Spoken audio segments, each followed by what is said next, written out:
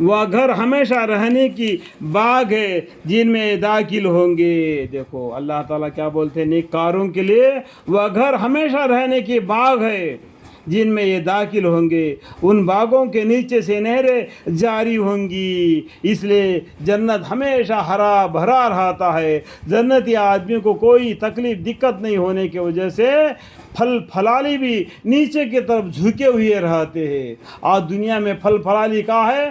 جھاڑوں کے اوپر ہے. ہم پھلوں کو توڑنا پڑا تو پیڑوں کو چننا پڑے گا, کوئی تدبیر کر کے اس پھل کو توڑنا پڑے گا. لیکن جنتی آدمی کو اتنا مصیبت اٹھانے کی ضرورت نہیں پڑتی ہے.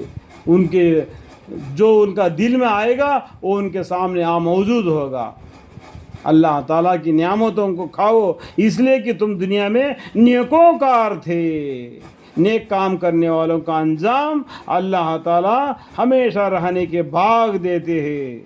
اور واقع وہ شرک سے بچنے والوں کا اچھا گھر ہے. وہ گھر ہمیشہ رہنے کے باغ ہے جو شکنے کیا ہے جن لوگوں نے نیک کام کیے ہیں ان کے لیے اس دنیا میں بھی بھلائی ہے اور عالم آخرت اور زیادہ بہتر ہے. اور واقع وہ شرک سے بچنے والوں کا اچھا گھر ہے. وہ گھر ہمیشہ رہنے کے باغ ہے جن میں داخل ہوں گے, ان باغوں کے نیچے سے نہریں جاری ہوں گی. جس چیز کو ان کا جی چاہے گا وہ ان کو ملے گی.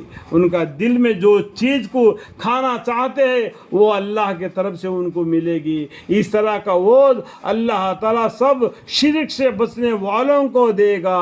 الحمدللہ.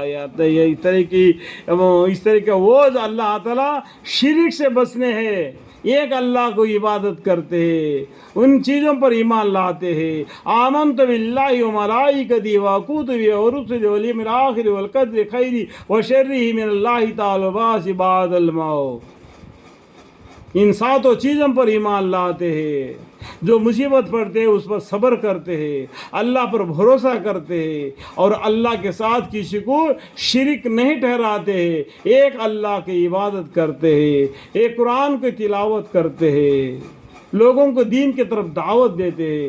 اس طرح کا وعد اللہ تعالیٰ سب شرک سے بچنے والوں کو دے گا جن کی روح فرشتے اس حالت میں قبضہ کرتے ہیں کہ وہ پاک ہوتے ہیں, پاک اور نیک ہوتے ہیں. اسی حالت میں ان کا روح قبضہ کر لیتے ہیں. ان کے روح اچھے دفتر میں رکھتے ہیں. ان کے نام اعمال بن میں ان کے دہنے ہاتھ میں ملتے ہیں. اس لیے وہ جنت کو دیکھ لیتے ہیں عالم آخرت میں, اور کہتے جاتے ہیں کہ السلام علیکم, تم جنت میں چلے جانا اپنے اعمال کے سبب. جنت میں کیسے جاؤ گے؟ اپنے اعمال کے سبب. لیکن اللہ کی رحمت بھی ضروری ہے. اور کہتے جاتے کہ السلام علیکم, تم جنت میں چلے جانا اپنے اعمال کے سبب اور اللہ کی رحمت کے سبب. جنت کس لیے ملتی ہے؟ اللہ کی رحمت سے ملتی ہے. کوئی یہ نہیں کہنا میں اتنا بہادر ہوں, میں ایسے ایسے اعمال کیے. لیکن اللہ کے یہاں تمہارے نیکیاں, اللہ کی جو چیزیں دیتا ہے اللہ تعالیٰ ان کے برابر نہیں ہو سکتے. ثم لتسألن یومئذ عن النعیم, کل قیامت کے دن تم سب سے نعمتوں کے باز پرش ہوگی. اس ٹائم پر اپنی نیکیاں کو کھو جاؤ گے. تو اس لیے اللہ کی رحمت کو ڈھونڈ لینا. اپنے اعمال تو کرنا ہی ہے, لیکن اللہ کی رحمت کو ڈھونڈ لینا. اللہ کی رحمت سے جنت ملتی ہے.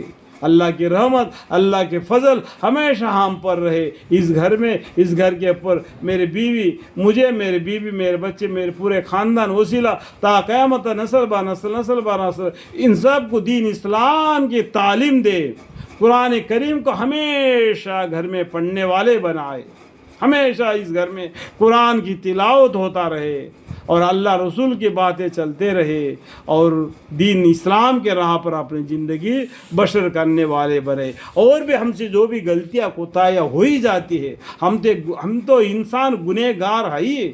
ہم گناہ کرتے ہیں، ہم اقرار کرتے ہیں، لیکن معافی کا درخواست کرتے، یا اللہ ہمیں معاف فرما، یا اللہ ہمیں معاف فرما، یا اللہ ہمیں معاف فرما، تیری رحمت کا سائے میں ہمیں جگہ عطا فرما۔ وقل ربی زدنی علما، قال ربی اشرح لی صدری ویسر لی امری واحلل عقدۃ من لسانی یفقهوا قولی۔ آمین ثم آمین والحمد للہ رب العالمین۔